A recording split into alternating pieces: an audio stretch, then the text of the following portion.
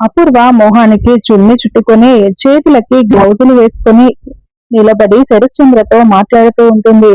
బాగా ఏడుస్తూ, బావా అక్కని నేనే చంపానని ఎందుకో నీకు డౌట్ వచ్చింది. అది నేను భరించలేకపోతున్నాను బావా. మీపై నాలో ఉన్న ప్రేమ నిజంగా నిజం బావా. మీపై నాకు ఉన్న ప్రేమ స్వచ్ఛమైందని నిరూపించుకోవడం కోసమే రక్తంతో రాసి తీసుకువచ్చాను బావా ఈ లెటర్ ని అని పేపర్ పై ఐ లవ్ యూ బావా అని రక్తంతో రాసిన అక్షరాలని చూపిస్తూ ఉంటుంది. ఇది చూసిన తర్వాతైనా నాపై నీకు ప్రేమ ఉందని ఒకే ఒక్కసారి చెప్పు బావా చెప్పు అని అపూర్వ బాగా నటిస్తూ చెప్తూ ఉంటుంది. అప్పుడే భూమి క్లాప్స్ కొడుతూ వావ్ సూపర్ పిన్ని అంటూ అక్కడికి వచ్చి అపూర్వ చేతిలో ఉన్న ఐ లవ్ యూ బావా అన్న అక్షరాలను పేపర్ ని తీసుకొని ఎవరి రక్తం ఇది పిన్ని అని భూమి అడుగుతూ ఉంటుంది. నా రక్తమే అని అపూర్వ అంటుంది. మరి గాయం ఎక్కడ చేసుకున్నావు చూపించు పిన్ని చూపించు అని భూమి నిలదీస్తూ ఉంటుంది.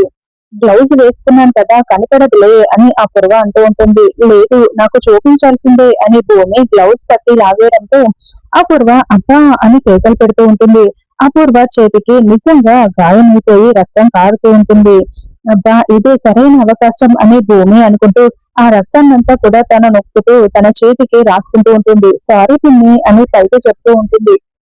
తర్వాత భూమి చేతుల కంటిన రక్తాన్ని ఒక కాటన్ కి రాసేసి చెర్రీ పక్కనే ఉన్న చెర్రీతో చెర్రీ ఇదే మనకు కావాల్సిన డిఎన్ఏ శాంపిల్స్ వీటిని డిఎన్ఏ టెస్ట్ కి పంపించాలి అని ఆ రక్తం అంటిన కాటన్ ని ఒక కవర్ లో పెట్టుకుని చెర్రీ భూమి ఇద్దరు కూడా హాస్పిటల్ కి బయలుదేరి వెళ్తూ ఉంటారు. అప్పుడు ఇదంతా ప్లాన్ ప్రకారం చేస్తుందా?